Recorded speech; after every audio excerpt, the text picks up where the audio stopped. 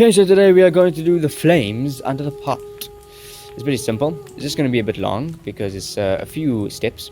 So first things we want to do is you want to set up the camera. So bring in a camera and make it the ratio you want. I made it to 1080 to 1080 and zoom in as much as possible. What you want to do is you want to make the focal length a bit much because we are zooming in. We're not having an environment here. So I made it around 80 focal length, and I also added depth of field so that we can have some focusing. But as you can see now, the depth of field is a bit too much also, so we had to crank it up a bit. So I made the depth of field around 10, and for how it looks, it's a bit straggly or a bit sharp. So I went to the properties tabs, went under depth of field, and edited the sprite threshold. Now we are going to model the flame of the under the pot. So I brought in a plane. I just modeled it simply. So I made the end sharp and the middle a bit protruded with a loop cut in the middle.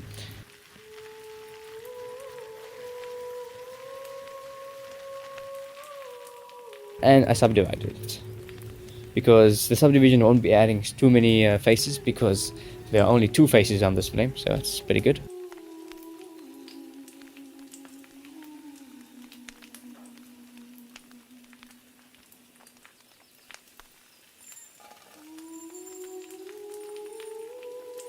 And then what you want to do is you want to bring in a circle curve. That is so that the array modifier on the flames can go circular around where you want the origin of the flame to be. So yes, go to your flame, bring in an array modifier, and bring in a curve modifier.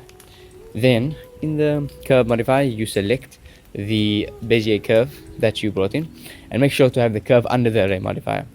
And then you can just play with the array and make it how many flames you want, and you can separate it with the x-axis. But that is it now. So we have our flame sorted. I'm going to just make a simple base shader. So I just brought in an emission.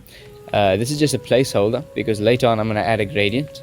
But for now I just made it emission and a bit of blue.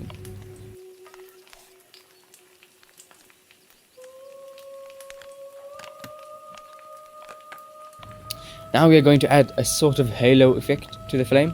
So go into edit mode, duplicate the flame, and make it a bit bigger than the original, and make sure it's behind the flame. And then what you want to do is for that new flame, you want to add a new texture. Go down to the blend mode, make it alpha blend, and bring in a mix shader, transparent shader, and an emission shader. This is so that we have a nice halo around our emission flame, our base flame, so that you can see there's a nice glow effect. There we go. Now we are going to animate the flames. So what you want to do is you want to bring a displacement modifier on the flames and make it a bit small. You don't want it too big, and make it cloud. Then you want to bring in empty. I chose a square empty so that I could see the rotation. And then you want to go to the displacement of the flames, click object, and pick the empty. So now you see when you move the empty, it moves the flame. Now you can just play around with the size of the displacement. I made it a bit bigger, but now we're going to animate the empty. So you go into the timeline and then add a keyframe at the beginning, and then you add a keyframe at the end. At the beginning of the timeline I made it around 0 for the empty, and at the end I made it around 3000 on the Y for the empty, because now as you can see it's like a wild flame going. It's like a wild flame, you know, it's going very fast. So that's good. That's our base flames, and now we are going to move on to the big surrounding flames. I just brought in a circle. I lightly modeled it, just like 2 extrusions, and subdivided a little bit, and add a displace modifier.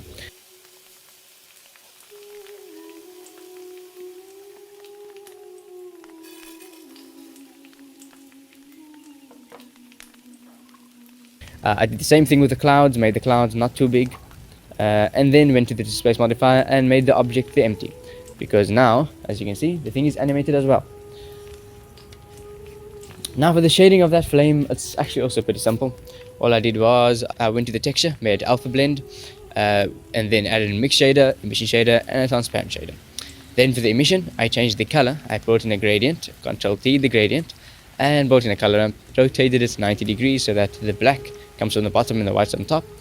And now what we want to do is we want to make the bottom a bit brighter. So I made it white, and the top I made a bit blue.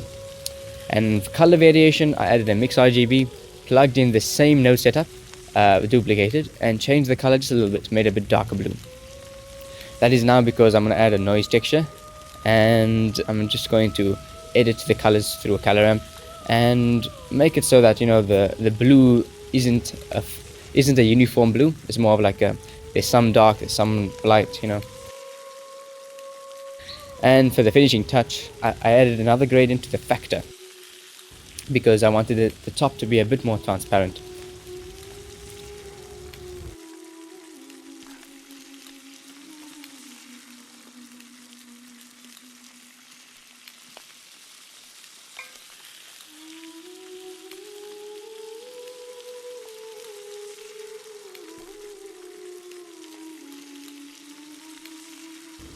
And what I'm doing now is I'm just going to the base shade of the flame and adding a gradient to have some more color variation because it's a bit plain.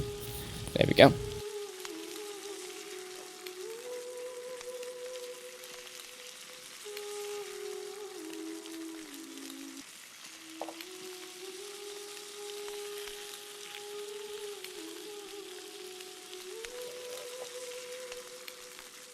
And now for the environmental effects of the flame, I'm going to add a light. This light is going to be the jitter of the flames. So you see, normally when there's a fire, there's like a displacement of brightness. So there's like a flicker. So I just added the area light, made it a bit blue, and then I'm going to animate the brightness. So at the beginning, what you want to do is you want to keyframe it to the brightness you want it to be. At the beginning I made it around 1, but at the end I ended up making it 2. So I keyframe it at 2, and at the end you keyframe it the same. So you keyframe it 2 at the end again, and then in the middle you make it half that value, so make it 1. So you keyframe it to be 1. And then what we need to do is you want to go to the graph editor. We go to the modifiers tab at the end of the graph editor, and we choose noise. This is going to make it so that there is a jitter effect on the light. So we just play with the strength. As you can see now, the environment is getting affected by the light, and it's having a nice flicker and jitter effect, as flames do. And just play around with the settings until you get something you like. And then for the ending, to end it all off, we are going to animate the flames going on. So you will need a Boolean object for that. So I brought in a sphere, and you can go to the object properties and to viewport visibility and make it wire so that you can see through it. All you need to do now is animate the sphere. So you add a keyframe when it's around the flames, and at the end you add a keyframe to it going away so that you have a nice transition. Now all you need to do is go to the flames, add a Boolean modifier, and select the sphere. So as you can see now, it's going on. And then you do the same to the other flame. That is basically how we're going to animate the flames going on. It's nice and simple. And then all you need to do for the light is you need to animate it going from one place to another. So keyframe it when the flame is on, and keyframe it away when the flame is off. And then you have it like that. There we go. That's the basics of our flame animation. It's very simple. It's just a lot of steps. This is the first time I did mine, so that's why it's a bit rough. It's not very polished, but I'll get better the more we do, inshallah. Alright, well that is it for today. I hope you learned some things. See you next one. Alright, bye.